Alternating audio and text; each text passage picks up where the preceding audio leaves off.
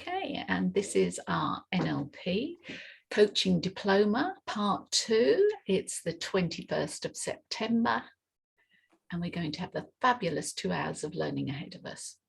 In group session 2. Indeed.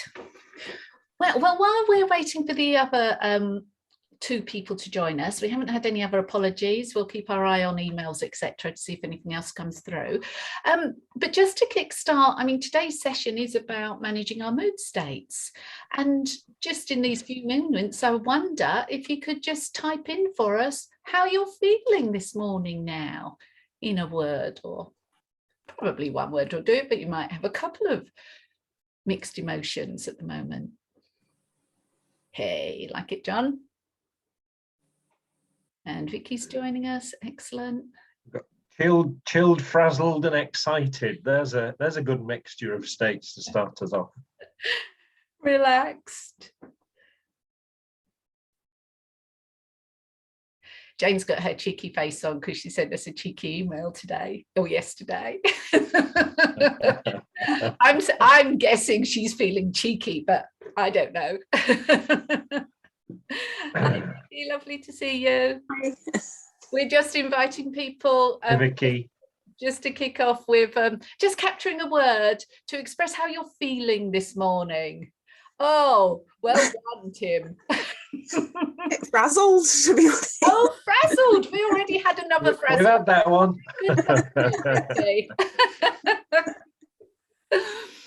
We were just simply, so, I mean, you can all click into chat and run through all those curious, well balanced, Chrissy. I'm not judging them, of course. So, Kath, you were the other frazzled. So, Kath and Vicky, frazzled. Oh, Simone, where are you? Let me see what that looks like. Oh, has she gone? No, she's there. Oh, Simone. Oh, that doesn't look. Oh, that doesn't express. That's a lovely smile. And that's a good way of doing it. They've got 2 stressed, and it's Simone and Jane. Oh. we had a grumpy as well. In fact, I was a bit disappointed that we didn't get a full set of the 7 dwarfs, but there you go. Oh, I like Sunny though. Oh, that's because he's in that gorgeous place, isn't it? Brilliant. Well, that was just to start us off. And Anita, we're just missing. But because we all know how time is so precious to us, I will invite you all to sit or stand with your feet or whatever part of you touches the seat comfortably, just for a few moments, especially with some of those states we've read about there. Just to either indulge yourself in that state or just allow things to settle for you. Just to let some of those thoughts find their own place and space somewhere else outside of you for the duration of these couple of hours when we're together. With every breath, bring your awareness to your breathing. Notice the rise and fall of your chest or your stomach. With every breath in, breathe in more of whatever you will find useful for the next 2 hours. Bring it in and welcome it in. And with every breath out, let go. Let go of anything that would impede your learning, your curiosity, your excitement. Let go of anything that would get in the way of that. That's right. Just let it go.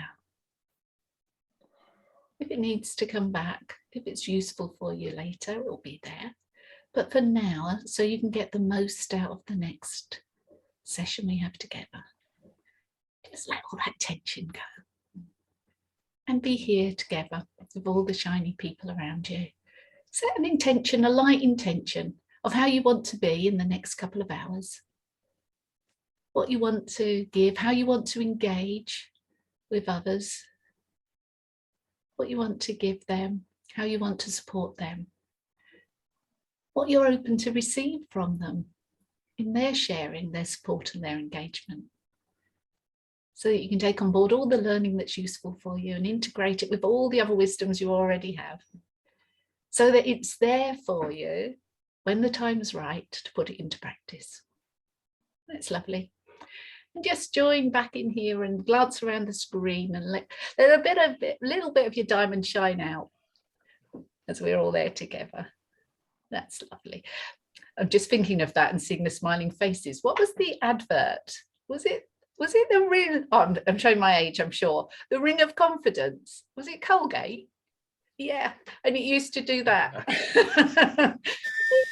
Oh, that sound effect too. Brilliant. Okay.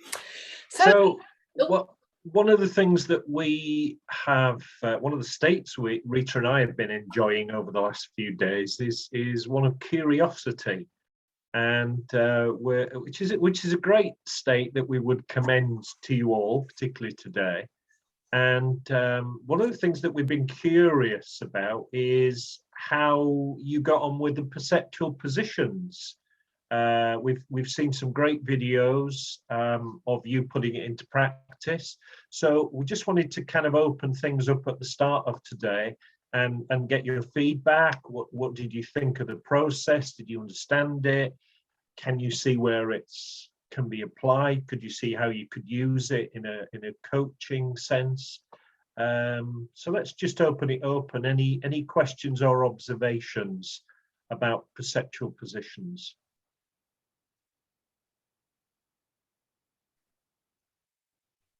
Okay. Who's had a go at it? Okay, so those of you who've had a go at it, everyone else is also curious to know how it went, what you found useful, and how you might suggest people might apply it. Yeah, Chrissy and I had a go. It was very good. We didn't record it though. Sorry, we didn't realise. No, it wasn't a requirement. Some people have recorded it, and we haven't had a chance to review them all yet, but some people did and shared it. The important thing is for you to have experienced it and taken the time to reflect on it in terms of those questions we ask. What did you do well? What did you as a coach find useful? What did the coachee find useful? What were the results and the outcomes for the coachee? Did it work? And what did you learn about that practice? So how was that for you, John, then, and Chrissy? What I realised, it involves an awful lot of imagination. So you're imagining, because it's impossible for us to know exactly how someone else is feeling, but to do this, you have to kind of make your best guess in a way and pretend to be them, although you obviously can't be them. And then you've got to pretend how they are going to react. Mm-hmm. And of course, in real life, it may never go like that, but still, it was quite useful. Mm-hmm. Even though you're kind of having to do all this imagining how they're feeling, how they're going to react, how they're going to change their reaction if you change what you say to. So I just found that interesting, but it was, despite that, it was still useful. Can I just pick? You're quite right, of course. All we're doing is pretending. What I've experienced for myself and with my coachees is that the insights are definitely useful because you're stepping into the other places, but it's quite interesting. I believe my unconscious has picked up lots of clues that I've been consciously aware of the other person. It's only when I step into their shoes, do my best to imagine what it's like for them, having their beliefs, having their values, and seeing what was happening and everything else. There's somehow subliminally, I do sense that I have picked up a lot more clues that I use in that exercise than are apparent and conscious to me, you know, in everyday conversation with that person, for instance, when I do that exercise. Can you see something in that, John? You know that. Oh, absolutely. Yeah. I mean, it's a bit like the reframing stuff we did in the first module, isn't it? Yeah. Just trying to think of another reason for perceiving it that way, or why they may have reacted. So yeah, it's useful for that. Yeah. Thank you. So even if you get it wrong when you're imagining what it's like to be them, in a way that doesn't matter that much because you're just looking at it from outside. Yeah. Brilliant. And Chrissy, how did you find it? I found that even though I'd run through it in my head, And I thought, oh yeah, I've more or less sussed this out, you know, after the event, so to speak. When I actually physically did it, I got different perspectives. I had to move from my position to another, and the physical shift also brought in different perceptions. And it was something that surprised me at the time, because I thought, well, mentally I've done this on my own, and it wasn't quite the same. And the benefits of having a facilitator like John, who was there sort of saying, well, you're here now, etc., and putting me in those positions, made that shift and made that difference. So I came away with a different mindset, really. Excellent. Brilliant. And certainly the somatic aspect, that movement, it brings in loads of different body intelligence, you know, wherever we debate how much the brain, or where the brain exists, you know, your gut brain, there's so many different intelligences in our body that we can engage when we do that movement, where we have that opportunity. Very good. And any other observations, Jane? Yeah. Jane, we're not hearing you actually. You're not muted, so that's not the problem. Oh. Better? Well, I can hear myself. Yes. There we go. So I did it twice. I did it once with Clive, who is able to articulate his feelings very well. And so it was really easy with Clive, because obviously he got what we were doing. I did it a second time with my son, which obviously causes conflict because it's a parent-child relationship as well. But he's 13 and isn't massively chatty. So to extract anything out of him was really good. But so he found it much harder to get into the roles, I think, and into somebody else's point of view, but possibly look more like a normal person that we might encounter, because he's not been pre-primed. I thought he did incredibly well, although you can call childline afterwards. But it was really interesting to see how somebody responds who isn't pre-primed to being coached. But he still came away, and I said, whatever you do, just be positive on the video. Don't worry about anything else. Just be nice and positive, you know, so he didn't have a meltdown.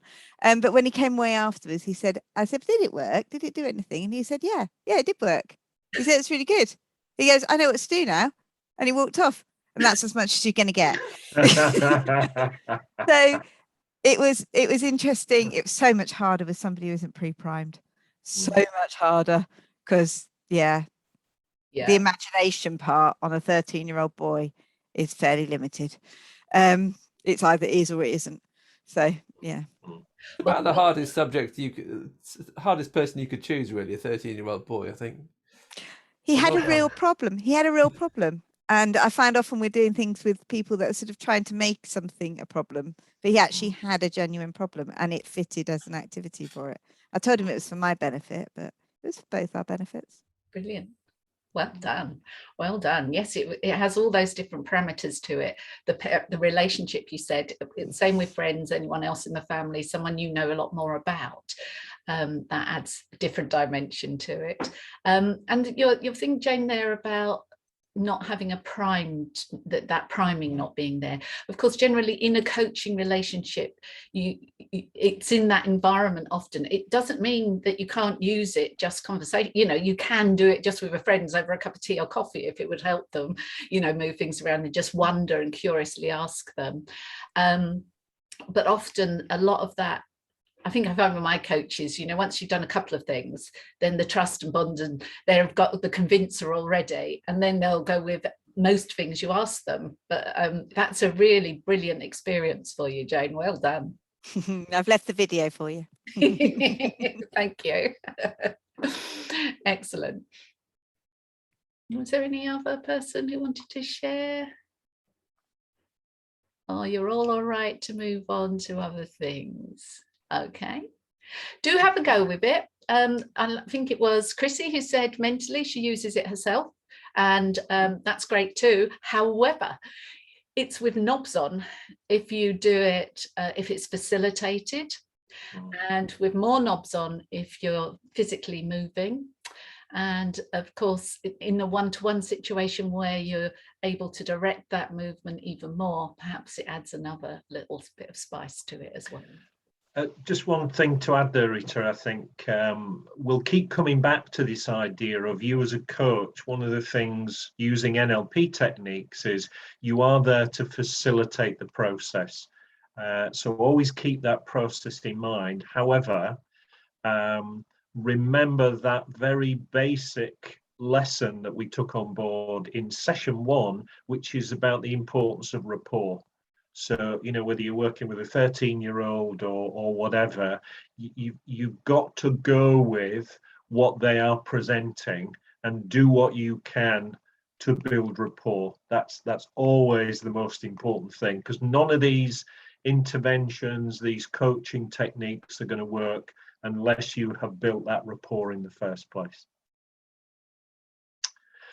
So one of the things that we sent out in the pack beforehand, that we wanted you to just capture a time when you were perhaps not at your best.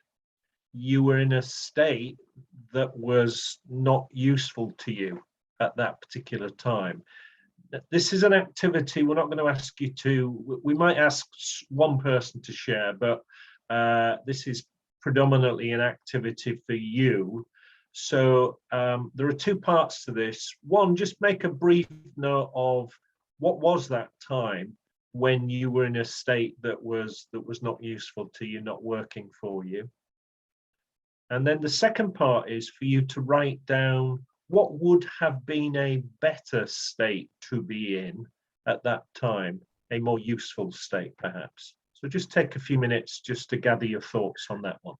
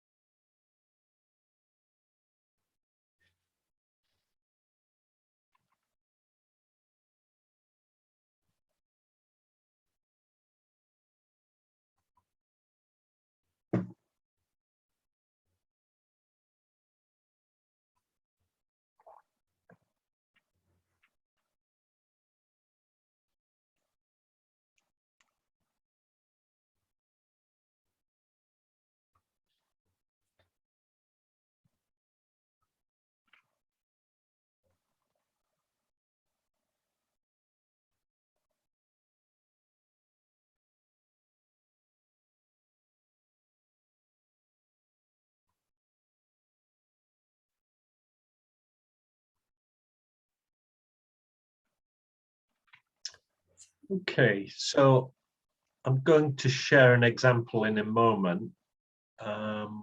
Let's just take one example. Anybody willing to share from the group? Just give us a brief idea of what the state was and what state would have been more useful to you on reflection. Anybody willing to share for us? Chrissy.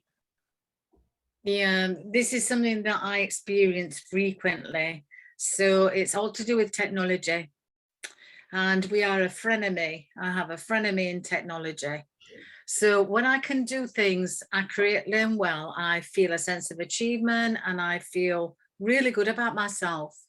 But it takes 1 or 2 steps to go wrong for something, a set of new learnings to take place in terms of it.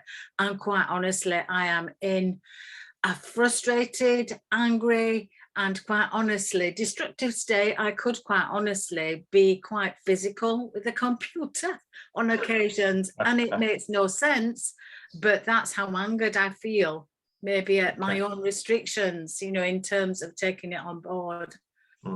So the better state is to be curious, open, and develop small steps to success. But it doesn't always work like that.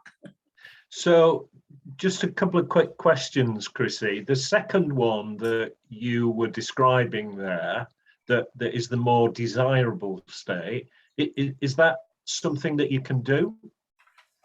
Yes, but I have to really realize I'm in this pattern and break the pattern. Yeah. Okay, Because- so that second one, you can do it, and you do it in different circumstances. You just haven't found a way of doing it in this set of circumstances yet. Yeah. Okay. Yes. Yeah. And the first one, I think your opening line was, this happens quite often. So it sounds like you're very good at doing the first state. Would you agree with that? Oh, excellent at that. Okay, great. Yeah. All right, now this is something we'll come back to, because that's very much an NLP take on things, to point out to the person that even though this is something that really they don't want to be doing, you're kind of flipping it on its head by pointing out to them that it's something that they're very good at. And that, for a lot of people, kind of really takes them by surprise when you reframe it in that way. Now, what that does is it points out to them that it is a process and it's their process. So even though that's just a little bit of fun there by suggesting, you know, okay, so this is something you're really good at, the presuppositions in that statement are quite powerful. Thanks, Chrissy, for sharing that one. Now, when I think back to a state for me, I think back to a holiday many years ago now, when my two daughters were little, and we were on holiday in Mallorca. It was a beautiful day. We were in a swimming pool at one of those sort of aqua parks, and everything was going swimmingly well, pardon the pun. And we were in the water, and then all of a sudden, my youngest daughter noticed that there was a diving board. And it was one of these diving boards which has different levels. And they noticed that there were all of these younger men, probably, jumping and diving off the top board. And some of you will know what kids are like. They kind of got this idea in their mind very quickly that they wanted to see me do that. And when that was kind of suggested, I felt that feeling inside of, how would I describe it? Terror, certainly anxiety. And it was mixed with that feeling that they were not going to let me off the hook. I had to do something about this. I kind of felt that compulsion that I needed to show that I could do it as well. So it was a mixture of all kinds of feelings. So with a little bit of badgering from the two of them, I finally got out of the water and I took the long walk towards the diving board. And as soon as I got to the bottom and I put my hands on the steps and I looked up, I thought, gosh, that's really a long way up there. And the walk up each of the steps seemed to take forever. And then all of a sudden I was on the top of the diving board at the back of it. And I was holding on, gripping my hands as tight as I could. And I looked out and I realized at that point just how high up I was.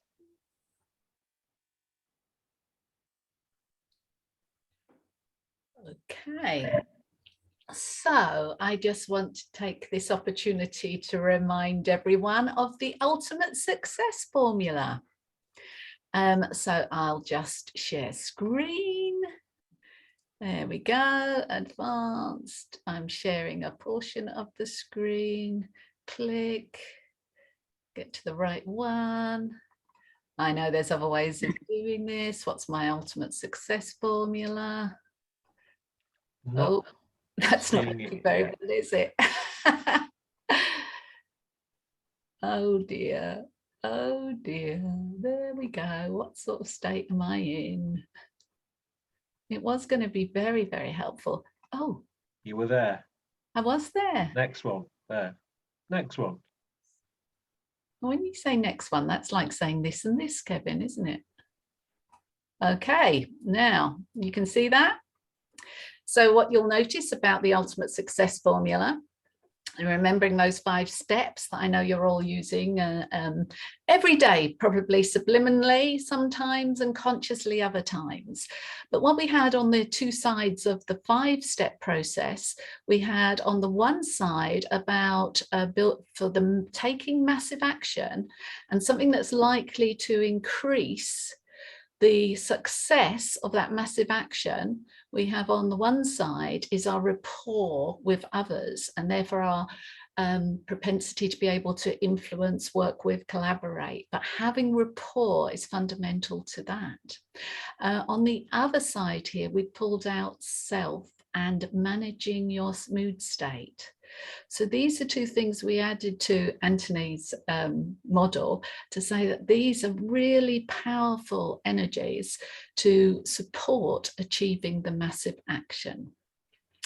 So we're going to.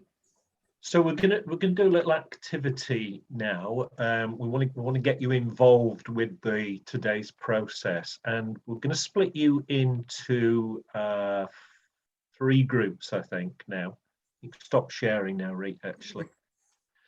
I'm going to split you into 3 groups, and what we would like you to do, and this is just a 5-minute activity, is for you to identify, just write down as many different states as you can think of in that 5 minutes. So one of you agreed to be scribe for your group of 4, and just in 5 minutes, just capture as many of these labels for states that you can in that 5-minute period. Okay. You've given some examples when we started today, so you've got a head start on that one. Okay, and the rooms are open now. And we'll give you a broadcast to come back in 5, or just shut your room down. Okay, stop, pause, record. I will in a moment. It's on a different view today.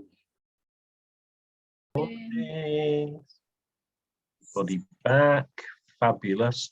Okay, let's just take some examples, if you would share, please. But what we'd like you to do is to share some examples of good states. Which are the good ones? Focused. Focused, yeah.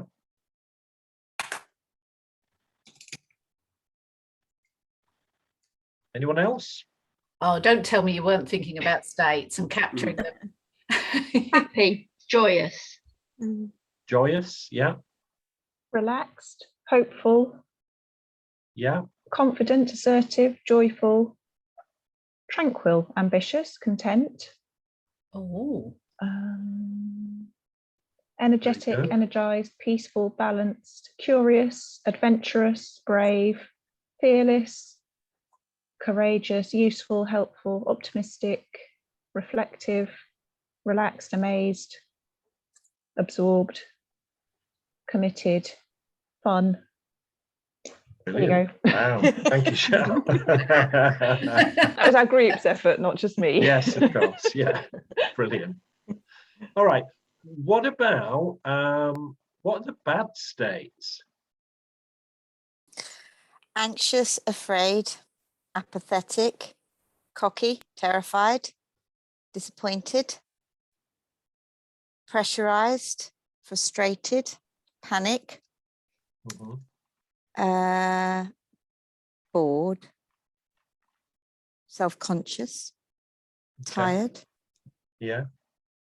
Excellent. Okay. And anybody want to query any of those as being bad states? Was there anything that you heard there that you thought? Quite. I mean, I'm sure you're playing with this by saying, getting us to label them good and bad.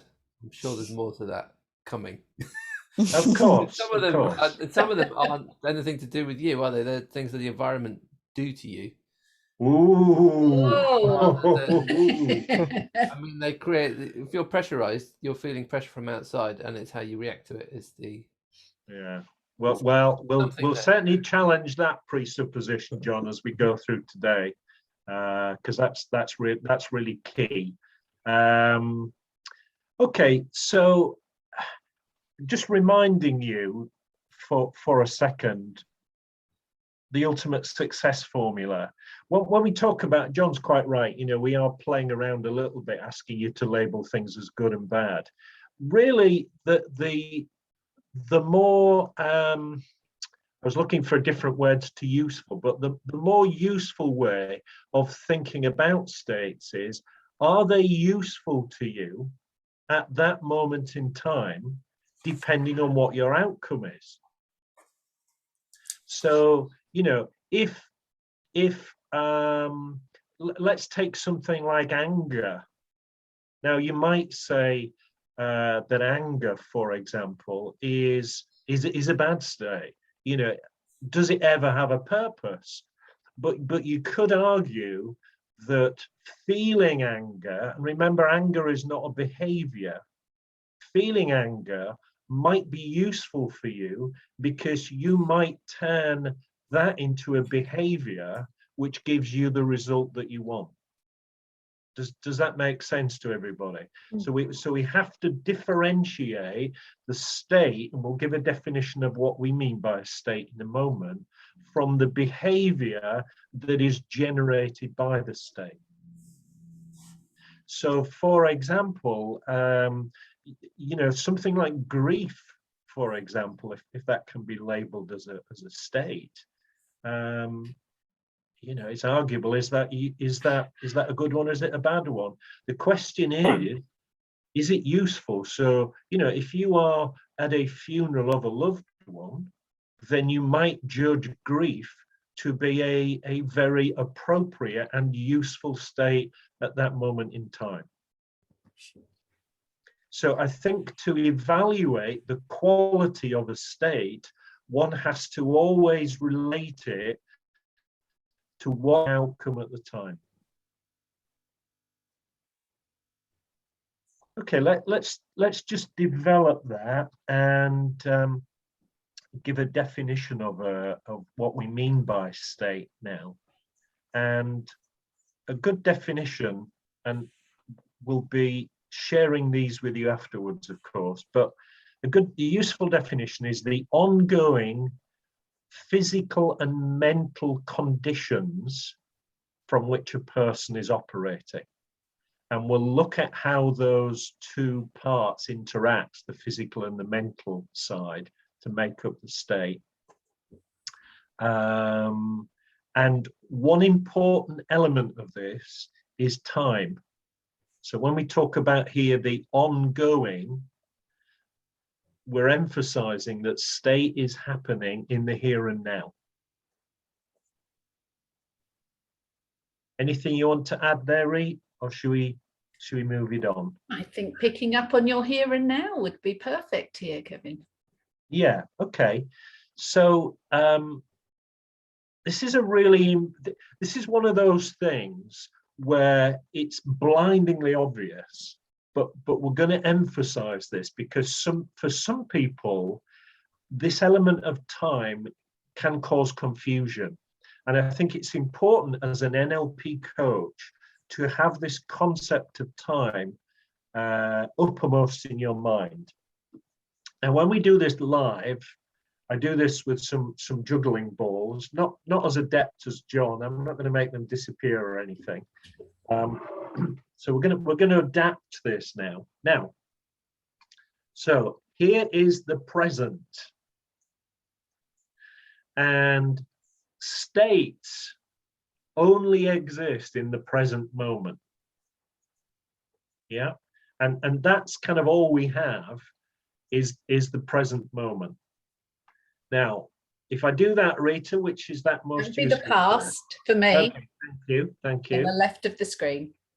When we go later into the program, we're going to talk about the concept of timelines, which is a fascinating area, but I wanted to get this the right way around. So here's the past, yeah? Now, the interesting thing about the past, and you may have a different belief, but if you do, work with that, is that the past doesn't exist anymore. All we are left with is, if you like, the map. So at one time, this was the territory, but all we are left with now is a map of what we believe happened in the past. And of course, as we found out before, our memories are totally flawed anyway. So what we are doing in the present moment is we are sometimes accessing information, which we call memories, about the past. Now, sometimes when we do that, in the present moment, when we think about the past, it can influence our current state. But state, again, is only existing in the present moment. Now, when we sometimes think about the future, which is over here, because certainly in my map of the world, the future doesn't exist in any real in any real sense anyway. Every time we think about the future, we're simply making it up in the present moment. So if we have a meeting or a presentation coming up this afternoon, tomorrow, next week, whenever it is, if we are thinking about what's going to happen or what might happen, all we are doing is we're making it up in the present moment. So even though our reference point for our thinking is the future, it might still be affecting our state in the present moment. So it comes back to all of the time that state is a process that is happening in the here and now. Now that here and now might last for a few seconds or a few minutes, but it's still happening. Your state, anything that you have listed there, can only be happening in the present.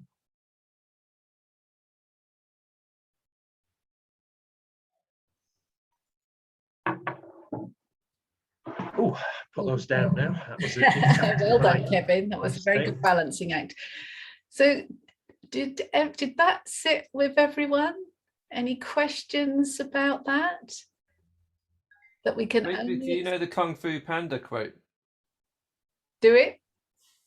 Can I share screen for a moment? I'll show it to you. Oh, yeah. Oh no, I only let Kevin before. Yes. Go ahead, John. When I saw this on the slides, I couldn't resist it. There you can you see that? You can. Yeah. Ah, that's lovely. Yes. So that's a wise turtle in Kung Fu Panda. There you go. Yes. Brilliant, brilliant. My son has a habit of quoting that at me, and I was like, "Where do you get that from?" And he said, "Oh, it's Kung Fu Panda." I was like, "Oh, okay." A wise guru, Kung Fu Panda. So that, okay. For some people, that's a real eye-opener that we only have, that anything we're experiencing, it's not that we're only reflecting back on something that doesn't exist anymore, like Kevin said, if that's your belief, unless you have another belief, and we're only making up the future, and yet we can experience states related to it in the present. It's a process we're running in the present within us. So as a coach, the important thing, if you are working with somebody who is really able to do a state well, but it's not serving their purposes, that's really important to remember, that it's only happening.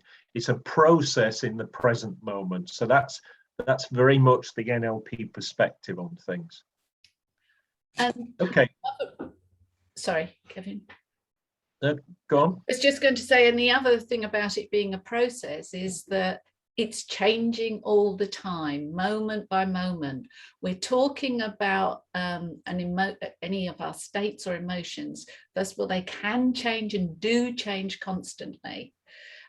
We may feel that, I mean, people sometimes say they had a fantastic experience, they were excited for hours. The likelihood that they achieve it would probably be impossible to be at that state, a same state of excitement for a long period of time. It's a process that ebbs and ways. Someone who frames being depressed or having depression or doing depressing for a long period of time, if you actually go deep and ask, well, what was it like on Monday morning at 9 o'clock, and then at 5 minutes past, it's going to go up and down and change, just like the weather or anything else. That's a very liberating concept for people to grasp if they're caught up or experience a long-term state. It changes. It can get a bit better, a bit worse, and it will do, and it will go up and down. Sorry, someone was talking there. Did someone have something to add? Was it Chrissy or someone? No, okay. So that's just, it's a moment by moment process. So there's all these times of change and potential to change too. Okay, let's moving on, and we're going to look now about how state is made up. So we said in one of the earlier slides that it's actually made up of two components: thinking and physiology. And a way to think about these things is that if what's happening is the state, the two levers that we are unconsciously mostly and sometimes consciously pulling and pushing are what we are thinking about and what we are doing with our bodies. So those are the two things that are driving, if you like, the state. So if you freeze it at a moment in time, one thing to do as a coach is to get the person to question, what is it at that specific moment in time that you are thinking about? And then you can go on, and we'll do more of this next time when we look at strategies. It's what's the trigger for the state? Because if it's a process, it has a start, it has a middle, and it has an end. So, you know, what's triggering the state in the first place is a useful question. Also get them to identify what's happening within the body when the state is being experienced. You know, what's the muscle tone, for example? Do they feeling any tightness? And make it specific to the physiological aspects of it. So state is important because state is the thing that drives behavior. And behavior is the thing that gives you your results. So we reminded you of this in a slightly different way with the ultimate success formula.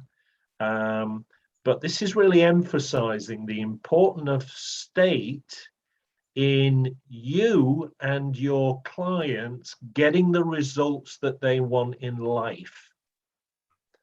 This ability to be able to manage one's own state to therefore access behaviors that will give you the results is absolutely priceless.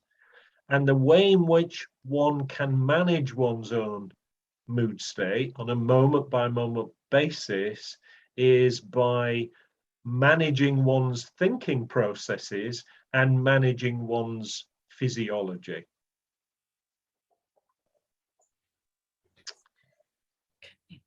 There's a nice quote here from Stephen Covey, who most of you will know, I think.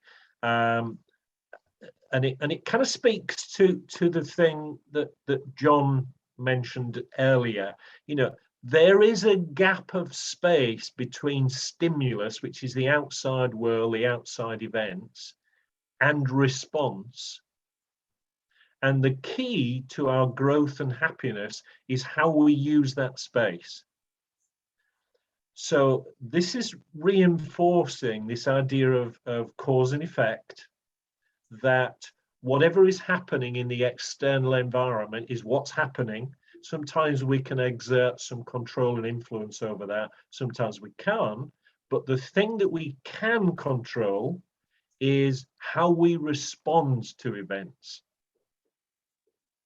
And part of that is responding by managing our state. So when things are happening in the external world, we can, and this is a useful belief that it's essential really to have, to start exploring, to have that belief that we can actually manage our mood state in response to events. If we take on board that belief, and this is what I would ask you to do with your clients as well, get them to take on board the belief that they can manage their mood states. With that belief, then you can start to explore with them, how do they do it? But that has to be the starting point, because if they don't have the belief to begin with that they can manage their mood state, you know, it's a non-starter. If in their map of the world, they feel that every time so-and-so says this, they have to respond with anger or anxiety or whatever it is, if they don't believe they have any choice, then the whole thing's a non-starter. And I'm sure we've said this before, but one of the greatest gifts that you can help people access as an NLP coach is to get them to realize that they have choice. And that's kind of the ultimate goal to work towards, I think, as a coach. So, and that, I want to talk about this next bit. yeah. So this idea, we're countering that idea that stimulus, what's going on out there in the world, equals a response A. Okay, I would like to say before we move on to the next one, and it's something that Chrissy referenced, you know, we can build habits that make that response, trigger response, very quick, swift, easy coming. That's how we build up patterns. And sometimes we want to have a stimulus create a response because it's really helpful to us. Other times we don't, but we have the choice for something to happen out there, and then we make a choice which leads us to any number of responses. In this circumstance, what is most useful to me? What can I do to change my state? So by creating that gap or being aware of the trigger and then determining what's useful to me here, you can still have choice, the response A. We're talking about adding flexibility, having an option for more and more choices, because there's a possibility that option A is still the one you want to have, but you can choose an option B, C, D, E, F, and many, many more. So having that option to choose in terms of our response, that we're response able humans, one of the NLP presupposition talks about response able. Okay. Any quick questions or queries on that just before we move on? There is so much I'd just like to, we didn't say it at the top, just in terms of state and state management. there's huge amounts of information, there's huge amounts of knowledge, and we're gaining more and more all the time around the neuroscience of it and what's happening and what isn't happening. There is no way we can share all that we know about all of it with you, but if you have questions, you know, we might come from left, right and centre in terms of other topics that you can think about and explore further if you want to look at resilience more, or stress, or whatever. We're giving you like the fundamental principles that will allow you to carry on exploring those and keep the conversations going, so you learn more about tools and techniques. Now, you will all have your own techniques, I'm sure, for managing your mood states. Some of them will work very well for you, some of them you're still working on, and those techniques will be, again, this combination of what you're thinking about and your physiology. So you might have some techniques on the physiology side. For example, you know, some of you will at times feel the need to go out for a long walk, for example. Yeah, or do some physical activity. Maybe meditation, maybe something to do with breathing. And in terms of your thinking, again, you will have ways, I'm sure, of getting in charge of your thoughts. What's going on in here? And we'll talk a little bit later about that kind of voice, that internal dialogue that sometimes can be quite destructive, actually. Sometimes gets in the way, you know, that little voice in the background that says those things to you. Yeah. So again, you'll all have your own techniques. We wanted to share 2 or 3 very quickly. So let me just share some of these. Do you want to talk through them? These again on the online, and if you have any questions, do ask us. But for now, we'll just run through them. We won't even have the time probably to experience them if you do it experiential. But we're starting off thinking about the physiology, and some very simple techniques, very powerful. Look at that one, eh? What about smiling? I trust you all know that smiling is absolutely fabulous for us, and there's lots of lovely YouTube cartoons that explain what's actually going on when we smile, that the neuropeptides are coming out, and that not only is it good for us in terms of our chemicals happening inside of us, actually anytime you smile at someone else, our mirror neurons picks that up. Someone with a normal, whatever that is, operational brain function, if you smile at anyone, they're going to smile back, even if it's for an instance, even if they're trying to be grumpy as whatever, their system will do an internal smile. So it's a really great way of starting to change things. And of course, they might get really pissed off with you afterwards because they're in grumpy and they want to keep grumpy, or they're in some other state that's serving them better, annoyed. But their neurology will react with a smile. And so you're helping them get a lovely chemical reaction in them. So it's very powerful. Next one. An interesting one, and if you recall, we did eye accessing in part 1, just simply looking up.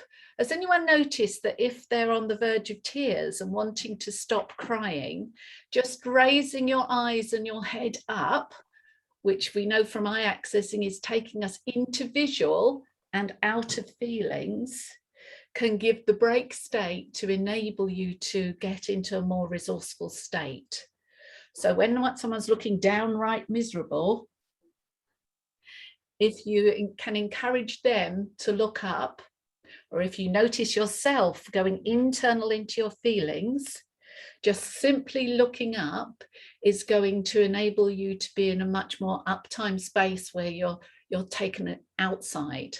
Your visual awareness goes into action, and it takes you out of your emotional feelings. Okay. Moving on.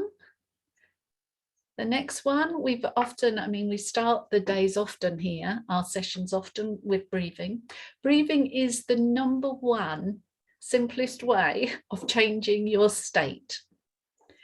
Anytime we bring our awareness to our breathing, our state changes. And a very simple mechanism if you want to relax. Basically,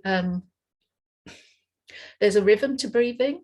And when we breathe in and out to the same rate, it's an equilibrium. When we breathe out slower than we breathe in, that relaxes us. When we breathe out faster than we breathe in, it excites us. We get up there, and that can be agitation, excitement, or excitement, exhilaration.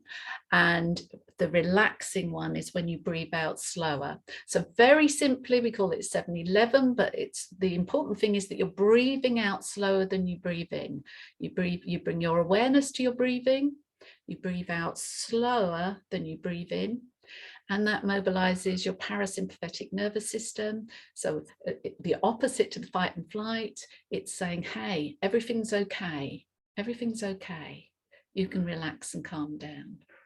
Very, very simple. And fortunately, the tools are with us all the time because we all breathe. So. And one way in which you can use this, incidentally, as a coach is if somebody is getting sort of highly agitated in a particular session, if you just stop and ask them to describe their breathing at that moment in time. So just ask them to direct their attention to their breathing and then describe it to you. You know, where are they breathing? How deep are they breathing? What's the pace of their breathing? Now, as soon as it's a break state to begin with when you ask the question, and as soon as they turn their attention to their breathing, the breathing will change, which is known as the observer effect. So that's a really useful way in which you can assist people changing their state in the moment by just asking them to turn their attention to the breathing. And the other one you may very well have heard of, the power stance. The physiology of not being clenched up and looking at our mobile phones when we're going to an important interview just before, clenching up, being internal, being like this, small. That's much more of a passive, less confident state. So the power state is more the open. It's what one would, yeah, perfect. It's the legs firmly on the ground, separated, well earthed, well grounded, wide, broad shoulders. It allows the breathing to happen well, but there's the research that shows you that this stimulates, again, it reduces the, it builds testosterone, reduces the cholesterol, and raises that extent to which you are present and feeling confident about yourself. And if you want to look at Amy Cudd's research on it, she's got a lovely TED video. They're learning more and more all the time, but the principle being that they were checking their hormones before, but just by standing 2 minutes in this stance compared to 2 minutes sat down and a smaller body posture, and the difference in the hormones was very radical. They did research where they set up interviews for people who had sat for 2 minutes one way and done the power stance for 2 minutes only, 2 minutes, and they presented themselves far better. They were offered the jobs, and when they were asked, they said the person seemed just more, there was this factor about them as well. So they passed because they were in a good state to be able to articulate, to be able to talk, to be able to engage their logical brain, which goes out the window when we have nerves, anxiety, they switched off. They were able to access it and therefore perform much better and achieve the result in that instance, which was the job offer. Okay, so those are just some ideas, some techniques. As we said, you will undoubtedly have your own that work for you as well. It just emphasizes the difference that can be made by changing physiology in terms of influencing your state. And again, going back to the thing that we did last week, which was perceptual positions, part of the reason that works so well, and we were hearing that from you this morning, is that physically moving around. That enables people to change states more readily. Okay, let's just look very briefly. We're going to share with you the main piece of work today in terms of a technique is going to be anchoring. And this is something that we're going to ask you to do in a coaching session afterwards. So we'll come on to that in a moment. I'm just going to share with you one or two things in terms of how you can change thinking now, which is the other lever that we talked about in terms of state. Nice quote to start with. The first thing I do in the morning is to make my bed, and while I'm making up my bed, I'm making up my mind as to what kind of day I'm going to have. So, you know, this is the idea of presupposing that things are going to work out well, which is the sort of opposite of what some people do, which is the catastrophizing. And not only that, you hear these little adages, don't you? Things come in threes. Oh, I started off badly, everything's going to go wrong for me today. They're really, in my opinion, unhelpful presuppositions or superstitions, whatever we want to call those. Now, we know you will have seen this many, many times before. Again, it's a nice illustration of the fact that we have choice. So we don't have to think about things in one particular way.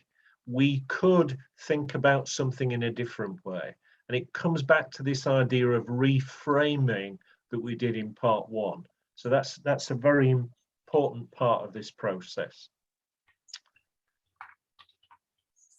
Again, nice quote. If you don't like something, change it. If you can't change it, change the way you think about it. So again, emphasizing this point that you can control your responses, but only if you believe that you can control them. And perceptual positions, another example there too, just changing. Yeah, okay, what do we want to pick out from here? We've talked about running worst case scenarios.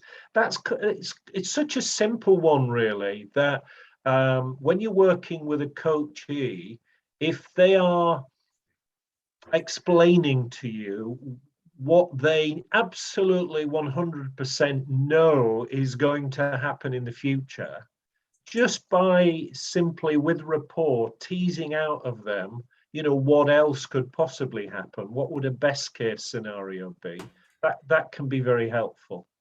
And do that playfully with rapport. That's very much the light touch approach from NLP. The second one's equally very, very simple. Just thinking of some occasions, and you'll understand this more when we talk about anchoring, thinking of an experience that you still have a memory of that was you were experiencing that state that's useful to you in. Simply thinking about a nice holiday, why it's useful to have photos of the family and people you love around you on your desk, or nice scenes, because you are associating back into that state. And we'll appreciate that bit more when we do the anchoring. And that's... And then mindfulness, whole topic here. We're not going to go into that today, but again, just reminding you that part of the idea of mindfulness is about being in control of your thoughts, where your mind goes. You are wanting it to go to a particular place and be present and be in the moment. So that's a really useful technique.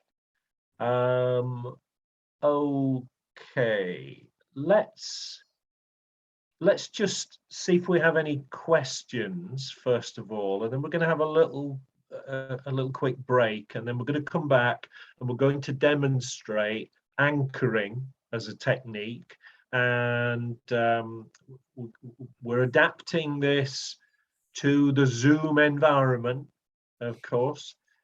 This is predominantly a technique that you would want to use face-to-face, but You know, we're being flexible, we're adapting it, and we're going to give you an experience of setting your own anchor for a resourceful state for you today as well, before we finish. So do we have any questions in terms of how states work? Anything on the physiology, thinking side, past, present, future, anything around that before we have a little break? Not a question, just an endorsement of I think lockdown forced me into doing a lot of this, thinking about physical state and how your brain is. So I've ended up moving around different parts of the house to do different types of work, changing my clothes during the day, for like changing to work clothes and then changing to casual clothes at the end, all that kind of stuff. And the power pose, I had the Magic Circle AGM last week. I stopped being chairman. It was going to be a difficult meeting, but I was in the toilet beforehand going before it, and it really worked. So. Did you do it with the volume switched up? Yeah, I made sure no one was nearby, and then Well done. It was an in-person meeting, but it was a hybrid meeting, so there was people in the room. Yeah.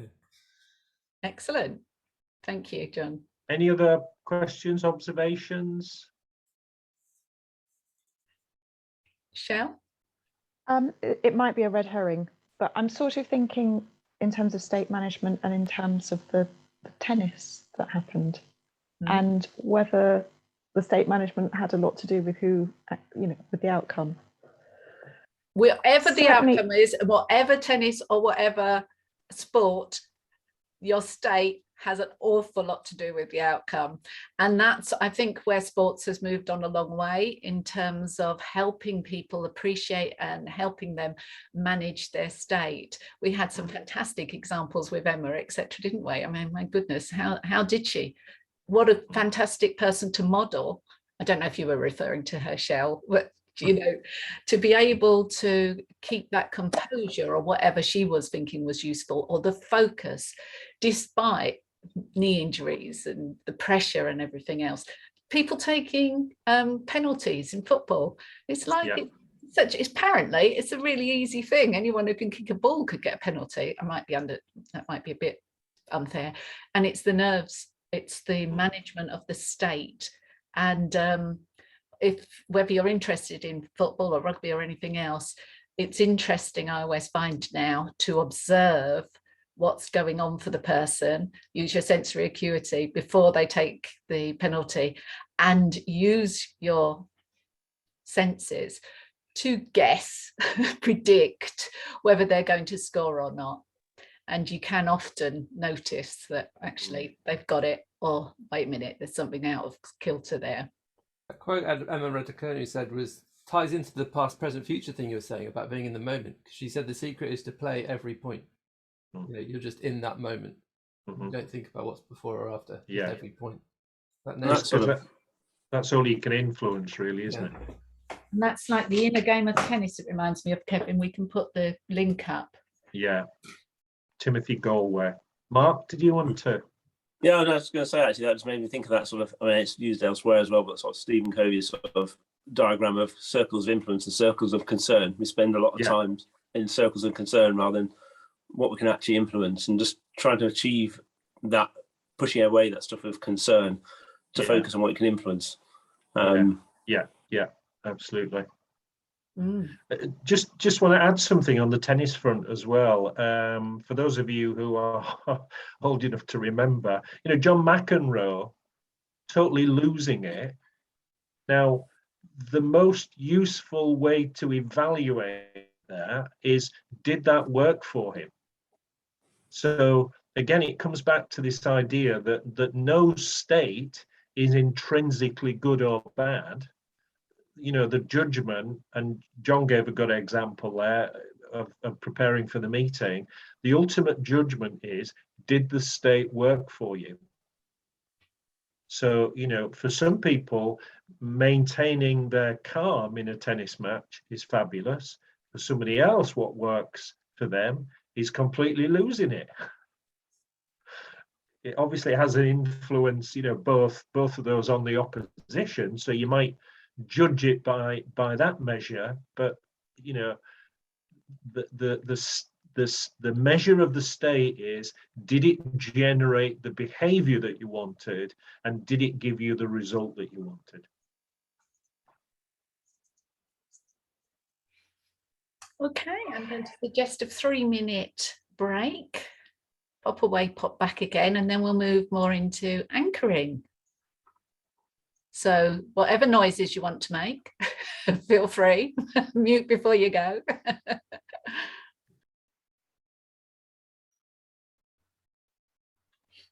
And we're going to share a few more slides before we get into a demonstration, but not on the M25. Everybody back. Crazy.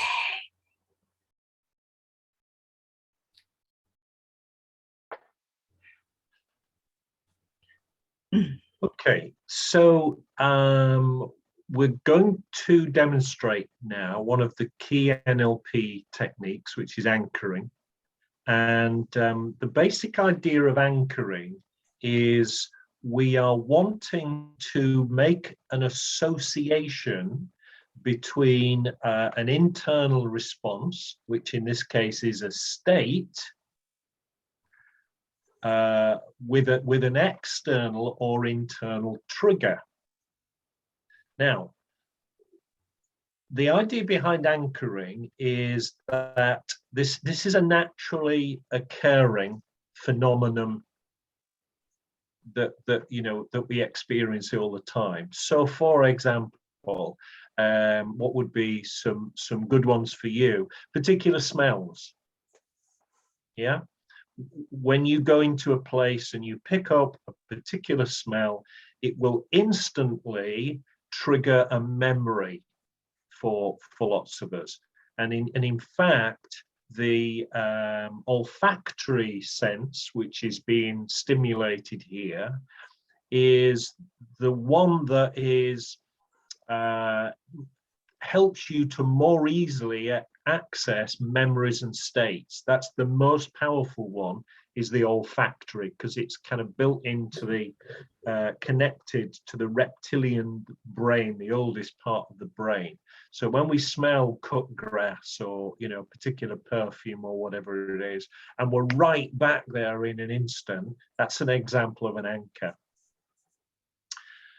Anchors come in all shapes and sizes, and indeed in all senses. So we talked about olfactory there. Gustatory, sometimes you will eat something, drink something that perhaps you haven't had for a long time, and it takes you straight back into a memory and into a particular mood state. The same with visual, the same with auditory. We will all have our own particular songs, records that, it comes on the radio, we've not heard it for a time, and we're back there with that first girlfriend, boyfriend, or whatever it might be. Yeah, all of those things are examples of naturally occurring anchors, and these anchors can become reinforced.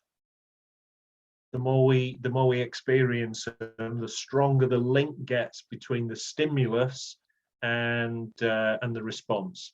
So it's kind of building on the ideas of people like Pavlov's dogs, which I'm sure you will have heard about. So they can be naturally occurring. What you can also do is to do what we call an installation of the anchor in the first place.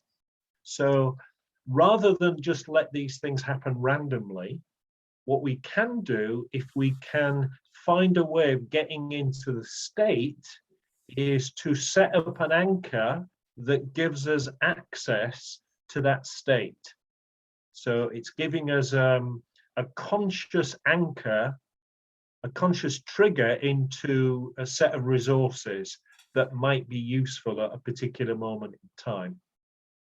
An example of that would be if you would find a state of confidence, maybe being relaxed and alert, useful when giving a presentation, wouldn't it be great if you could have that state or that combination of states on tap, so that you can actually establish an anchor that when you fire the anchor, you immediately go into the state. So that's the principle of anchoring, and that's what we're going to have a go at doing today.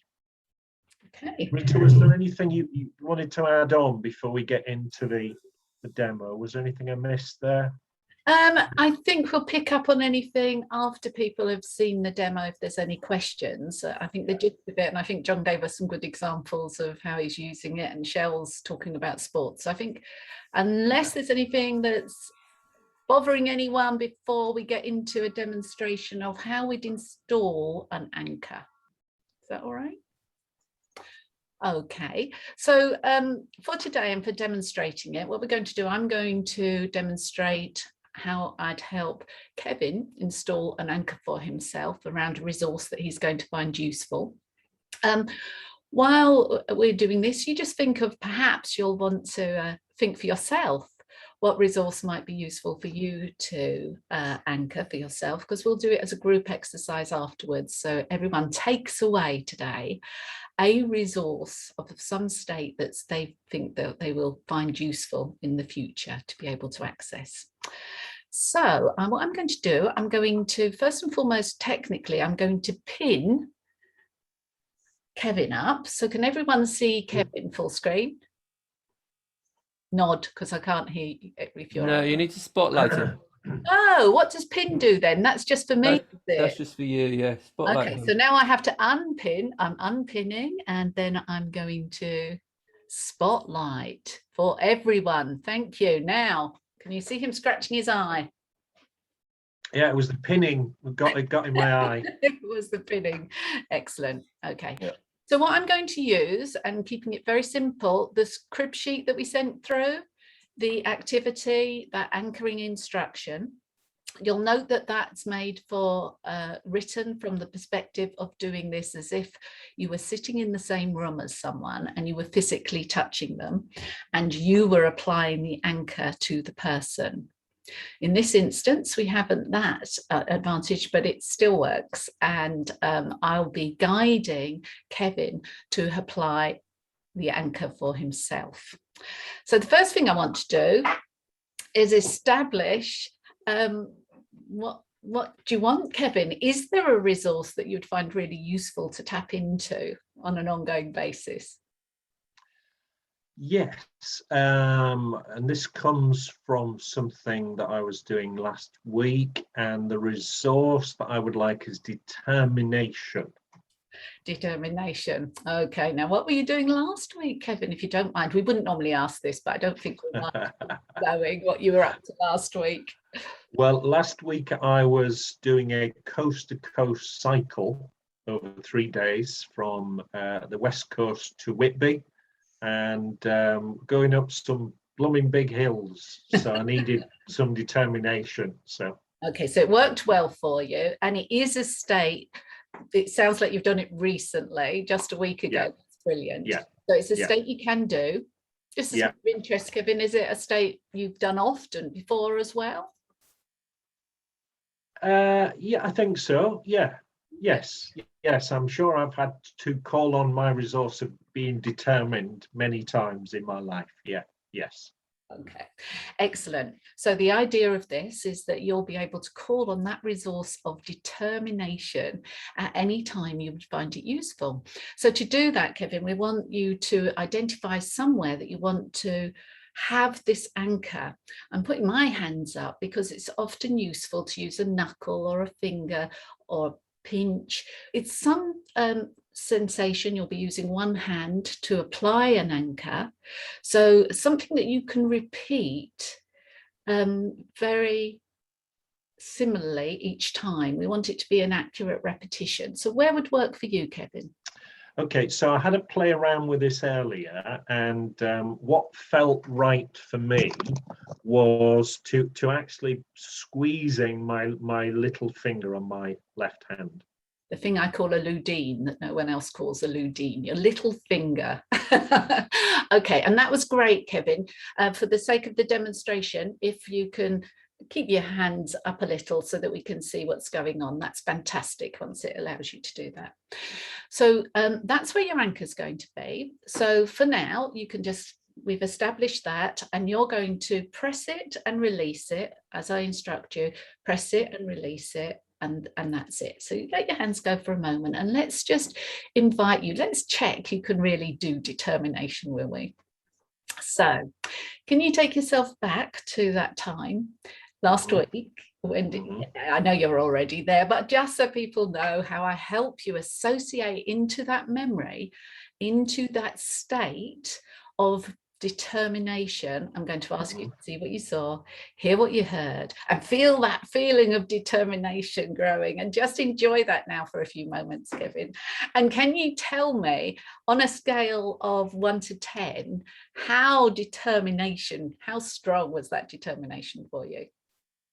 A 9. Okay, that's pretty good.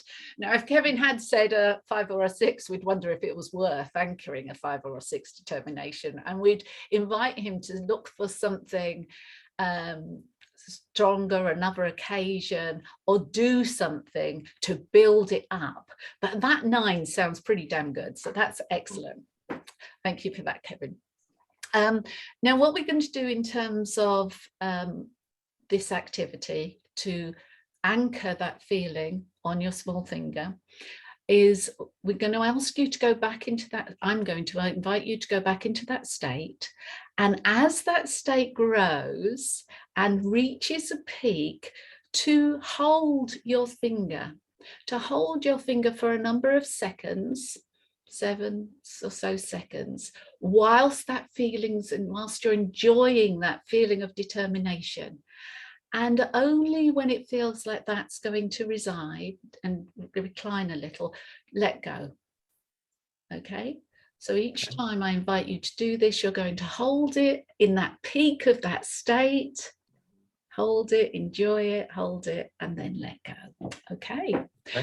All right, and thank you. We can see your hand. That's lovely. So, Kevin, I'm going to invite you again to go associate into that state of determination, to see what you saw, hear what you heard.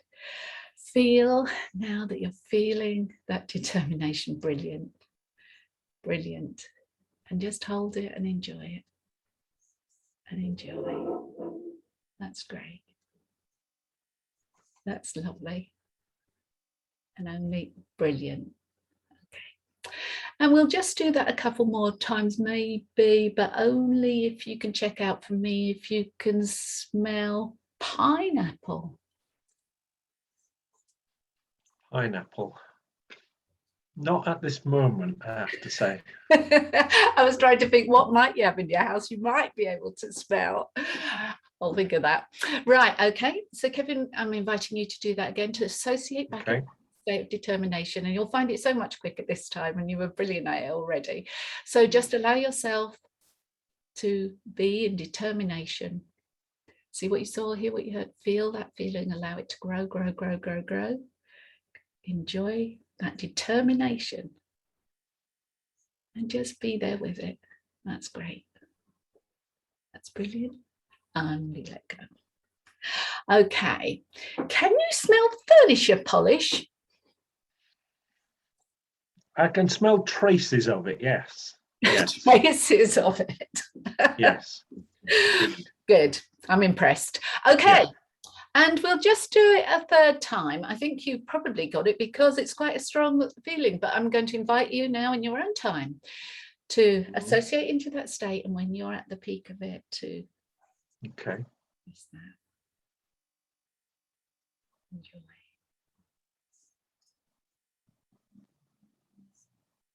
That's great.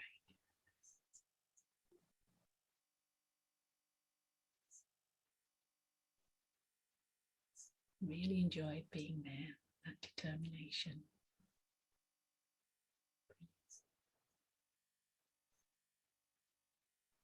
Excellent. Okay.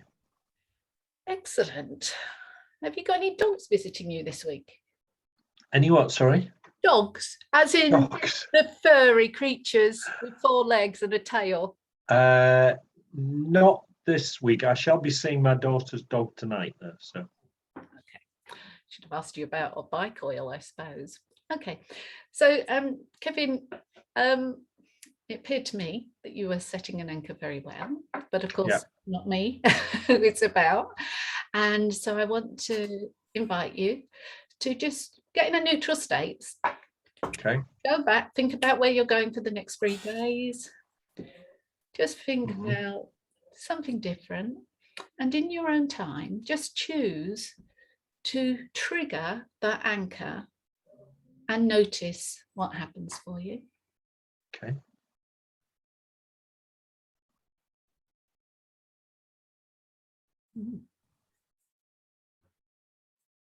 Okay.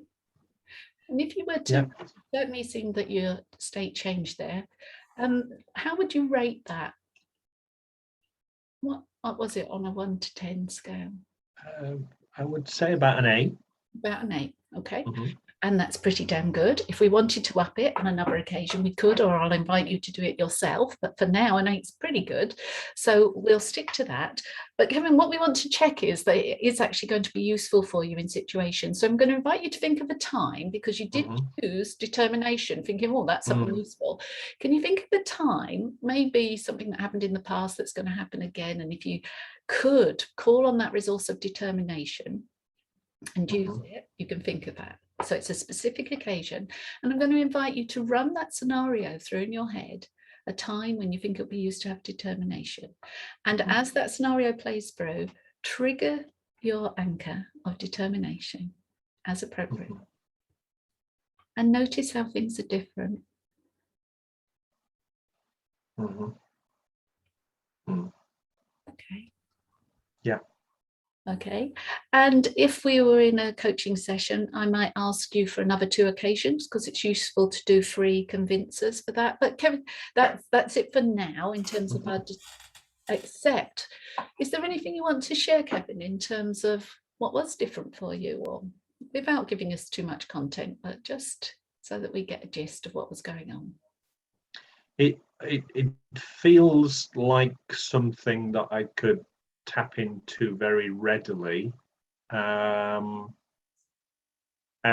what I noticed was, apart from feeling the state and noticing certain physiological things that were going on, I was also getting some strong visual images, and I think they'll help with the anchor as well, actually. Brilliant. Excellent. And so it's giving you an awareness of that state for you as well. That's lovely. Okay. Thank you very much, Kevin. I'll unspotlight you and we'll check that people feel comfortable. Right. Did you observe what was happening there? Fairly straightforward. Any questions? Because what we're going to do next, we're going to do it as a group activity. It's quite close to hypnosis. Is it verging on hypnosis? It's quite close to it. Depends how you define hypnosis, John. Yeah. You know, hypnosis is about trance, and trance is being in an altered state, and of course we're in and out of different states all the time. So there's an element of that. We'll go into that more later in the program, interestingly. Okay.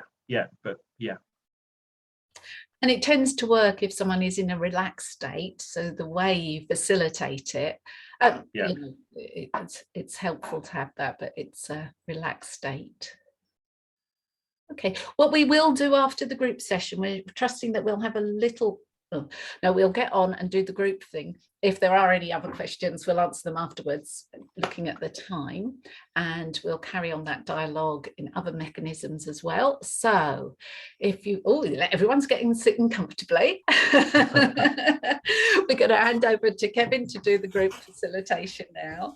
Okay, so the first thing to do is for you to think about what would be a useful state that you want to be able to get into on a regular basis.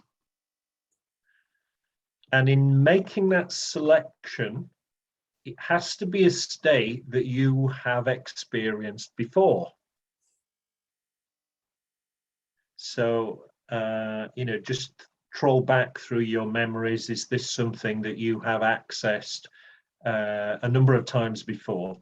Because we're not teaching you how to do a state today. This is you tapping into your own resources. All right. So I'll assume that everyone has selected a state. Now, what we want you to then do next is to think about where would be a useful place to anchor this state. Rita was making a suggestion that it might be useful to anchor it somewhere on your hands, back of the knuckles is a good place, squeezing the fingers, whatever you think. Just have a play around with things and find out what's kind of feeling right for you in terms of a good place to anchor this particular state, and just go with your gut feel, your unconscious, your intuition. Let it guide you in terms of what would be the most useful place for you to anchor this state. That you could use again, even in a public environment, is the only thing I was going to add. And make sure that you're selecting a place that you could easily identify and use again and again. Yeah, because one of the important aspects of anchoring is it will be anchored in a very specific place. It is important that you can go to that specific place and fire the anchor when you need it. Okay, so that's the second part. So we've identified the state. We are convinced that it's a state that we've experienced before. And we've now identified a particular place where we want to anchor the state. Okay, so what I want you to now do is to think about a specific time when you have experienced this state before. So pick an example of the state when it was you know, a 9 or a 10 out of 10. As Rita said earlier, there's not a lot of use in anchoring a very weak state. So if you are anchoring something like, you know, determination or courage or being relaxed, for example, think of an example where that was kind of a 9 or a 10 out of 10. Okay. Now, having selected your example, what I want you to do now is to just spend a few moments re-experiencing the state that you experienced at the time. And the way in which it's easy to do that is if you locate that memory, see what you saw at the time, looking through your own eyes, hear what you heard at the time, notice how you felt at the time. Now you are in the state.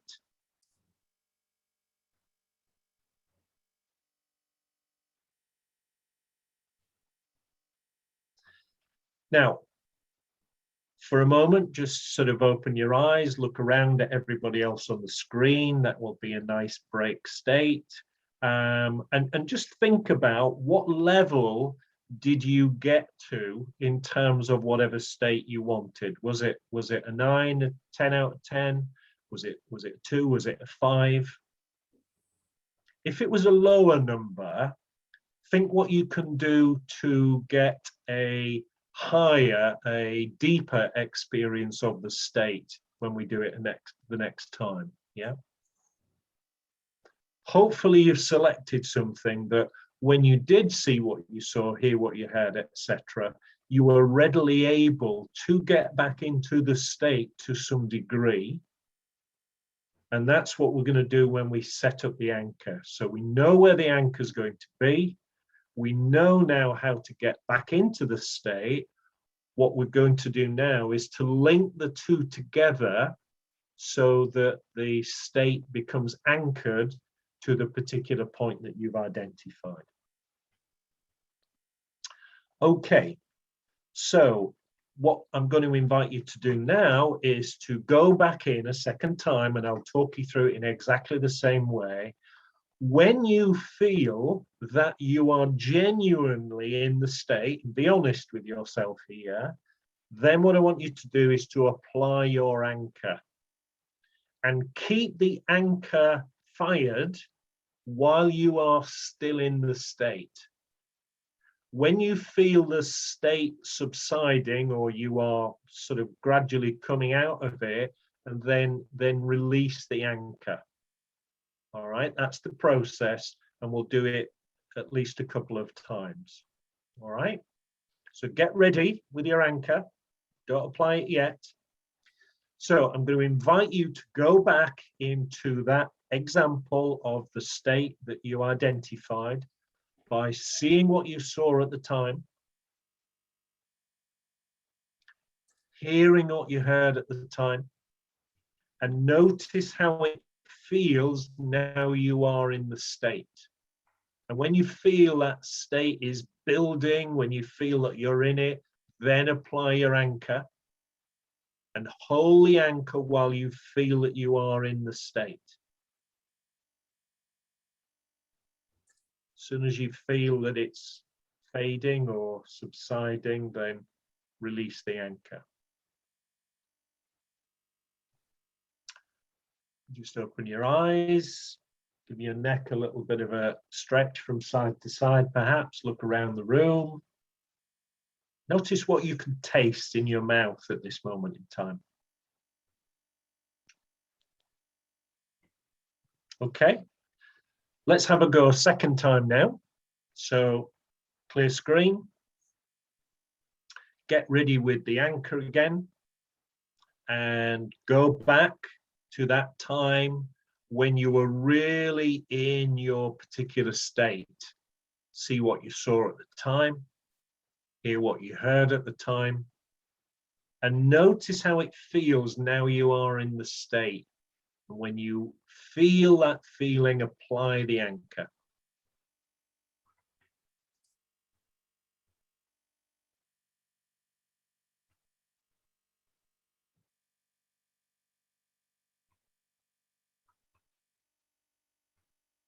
When you feel that the anchor's the state sort of fading, then just take your finger or whatever it is off the anchor.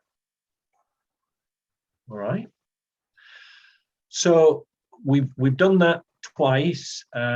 It's important when you're working with a client to keep checking in how that works. Did it work? Get them to be really honest with themselves. If it hasn't worked yet, then you might need to do it a third or a fourth time. Maybe they need to come up with some other examples of being in the state that are very strong. But what we want all the time we're working with these techniques is for the client to have an undeniable experience that it's worked. Okay. And it's important that we test it. And then, so we always test and we always future pace, having done any work like this. So I'm going to assume that it's worked for you all rather than checking with you all individually. So what we want to do now is to test it. So this time, we just want you in your own time just to fire your anchor and notice what happens. Notice how strongly you get into the state that you've anchored. So just do that in your own time.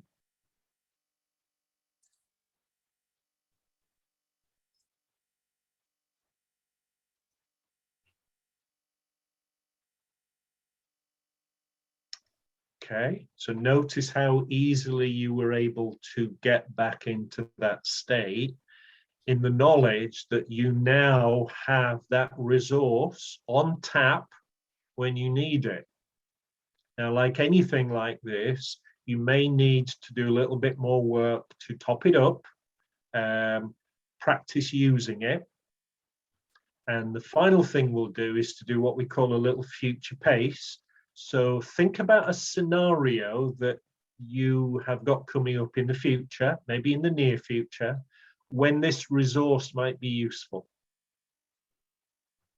And as you think about that scenario now, just fire your anchor and just notice that you will be able to use the anchor in whatever scenario that you have got coming up.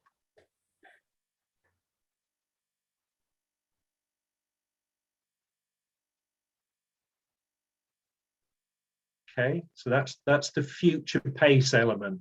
So again, when you're with your client, you will be asking them to future pace and then to talk about it, because the talking about it then grounds it for them and becomes their convincer. And again, you are looking all the time, you're calibrating. Are they convinced that they can use it? If not, you might need to do it 2 or 3 times, or if they're not absolutely sure, get them to think of another time in the future when tapping into this anchor would be useful. So you're going with you're going with what they're coming back with all the time in terms of the testing out. Yeah. Now, what we've done today, of course, is we've adapted it to this environment. When we've done anchoring with a live group, we would do it with hands-on. So if you're working with a client face to face, which I certainly started to do again, what you would be doing is to ask them to identify a place where they want the anchor to be applied, and we would normally suggest somewhere on the hand. And it's important, of course, that you get their permission, and you're very upfront. Is it okay for me to touch you here to apply the pressure? Of course, there's another great anchor. They can, of course, apply the anchor themselves if they want to, but there is something added, I think, when you are applying the pressure. Yeah. Now, in order to do that, you need to kind of enter into a bargain with them, with their unconscious mind, that they will give you a signal when they are in the state. Yeah. So you will see a change in them that is indicating that they have gone into the state, and that's then the time to apply the anchor. Yeah. So we've adapted it for using in this environment here today. So hopefully you could see how you could use that in practice. So does anybody have any questions on the process or any observations? We'll finish off with that today. We do want you to do this as your first coaching practice. And whether you do it over Zoom or whether you do it face to face, that's up to you. We do want you to do this. You've got a handout sheet on it to video it and then send it in. We do want you to evidence helping someone apply an anchor. So any questions?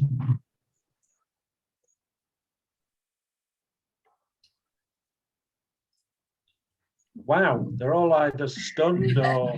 Well, we'll just remind you, there will be more slides and more details going up in the module, because we didn't go through everything today.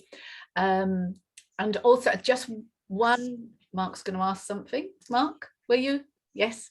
Yeah, sorry, yeah. I'll just, for myself, I found that sort of slightly abstract, and trying to actually focus on an event that would give me something that I found was quite tricky. So I think it's going to be quite challenging to do it with a third person if I struggle to assimilate it myself. Obviously, we'll give it a go, but I'm not sure there are that many. I struggle to find some particular circumstances where I really could put myself in that circumstance to re-experience something I want to experience in the future in enough granularity as Kevin seemed to be able to think of, because that only happened last week. I mean, I thought about going up Hartside Pass on my coast-to-coast ride, for instance, but it's still difficult to try and do that myself. So I just wonder anything you can suggest that might make that slightly more straightforward. So Mark, can I just clarify first of all, because you're absolutely right. We don't want this to be abstract. The devil is in the detail. Were you able to identify a state first of all that you wanted, that you've experienced before? Yes. So again, do you mind sharing what the label of that state is? Yeah, so it's resilience. Resilience. Okay. All right. Okay. Determination. You can make it determination. It might be easier. Well, I'd rather you decide what it is, right? Yeah. No, it was that. It was about the not giving up. About the Okay. So it was definitely resilience for something that Okay. Rather than not looking for the easy route out. Yeah. All right. Okay. Now, the important thing to remember here, of course, is whether we call it resilience, determination, or not giving up doesn't really matter. It might matter to the client, but these things are just labels. The important thing is the state itself, and the label is not the state. The state is the state. Yeah. And the state is not abstract. All right. So with that in mind, Mark, were you able to identify, not get into it yet, but identify an example where you felt that resilience, that determination in the past? Yes, though I think the problem I had was getting something that was sort of, because there are lots of different things you're experiencing, and there's lots of different states. As you said, it's not just a single state. So trying to isolate that feeling was probably isolate that state was probably my challenge, I think. Yeah, you're absolutely right. So you need to think of a specific example, not a combination of different things. The example needs to be specific, and it needs to be a specific moment in time when you did feel that. So that's what you would work with the client on, helping them, pacing them until they've identified that specific time. Yeah, because you're absolutely right. We want this to be as concrete as we can make it, as specific as we can make it, not abstract in any way, shape, or form. Yeah. Yeah. Okay, that's helpful. So somebody who's working with you, Mark, if you're going to do it this way, that would be great for them to help you really identify that specific time. Yeah. Yeah. Okay. Yeah. And something else that helps is once you have identified that specific time, we didn't do it in the examples here, is just to allow you to notice what's going on in your body and what's going on. What's that state like for you, to help you to articulate it, or at least sense it, feel it. How's your breathing? What's your muscle tension like? What's your thinking? Oh, I've just got clear focus. Whatever it is, that will also help a person who hasn't found it that immediate just to re-engage with it. And that granularization you're talking about, that's part of that. So it might be worth a 5-minute exploration. What does that feel like? Where are you feeling it? What other sensations are there associated with this state that you want? And that's a fantastic skill to help anyone do anyway, to actually notice what's going on, because it opens up loads of possibilities. Any other questions that will help you put the process into action? Or are you all delighted and you're confident that you can. Vicky? I was just wondering if you'd prefer us to do it via Zoom, sort of talking it through, or if we should video and actually putting our hands on somebody else, if that would be. I think the hands-on would be the best experience for you and the most powerful for the client. Like most of what we're doing, there's an extra bonus. And it still works on Zoom. There's an extra whammy of being able to do it with the tactile. And when Kevin ran through it there, and I think what Chrissy was saying earlier as well, what's fantastic, we were having to engage part of your conscious mind to ask you about when you get here and when you get there, put it in. You're doing that as the facilitator, and the person can genuinely be in the state. You use your sensory acuity to notice, there's a shift, and you encourage and say, yeah, that's great, now enjoy it. And you'll notice, just let me know when it's gone down, and all they're staying in the state. They're not having to think about what they're doing with their hands. So it's a really great way of embedding it, of installing it, if you can do it physically. And then, of course, you have to be with them every time afterwards, Vicky, when they want to. They have to call you up and say, "Oh, Vicky, I want a bit of confidence. Pop over, touch my finger." Alternatively, then once in the testing process, you get them to apply it themselves. And then, of course, in the future pacing, they apply it themselves. Okay, right. You can. Thanks. I was just going to share one other. Oh, sorry, was there something else? No, I was just going to share one other thing. Surely there's going to be a fantastic resource available to you between now and the next time we meet. You're going to experience something so useful: confidence, relaxed, calm, excited, focused, a state that you're right in, like Kevin did it last week. If he had taken a moment whilst he was in that state of determination at the peak of it last week and pinched his finger, that would have given him a 10 out of 10. So you can top it up, whatever state you put in today, whatever state you've installed somewhere with the trigger. When you experience that state naturally, and it's a high state, apply the pressure. Install it live in the circumstance. That's a great way of topping it up. And what's fabulous, after a while of using it, your unconscious mind realizes this is a situation where such and such a state would be useful. So in 6 months' time, you may never need to apply it again, because your unconscious mind has already taken the trigger from the external environment to say, hey, Rita wants to be really confident in this instance. I'll do it for her already. It's great. All right, so you will get some more input. So I'm sure you'll enjoy reading through the rest that we've got. If there are any questions, use the module privately between Kevin and myself, or the forum. So if it's something you think everyone would find useful, just start a new stream, about anchoring. My experience was, this was great. Not sure how that worked. Keep that going, and then we've all got that contact in between time as well. And if you haven't watched everyone's videos about part 1, do so. They're fabulous. Okay, I'm going to suggest we all say goodbye for now, and in the next couple of days you'll have a new module up there to review and work through, and you're going to enjoy anchoring and choosing your states.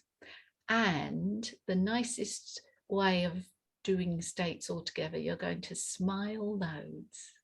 Just a suggestion. Kevin, anything else? No, that's it. We look forward to viewing the great results that you're going to have, and look forward to hearing about your anchoring exploits. Smile. Okay, bye everyone. I'll just stop the recording.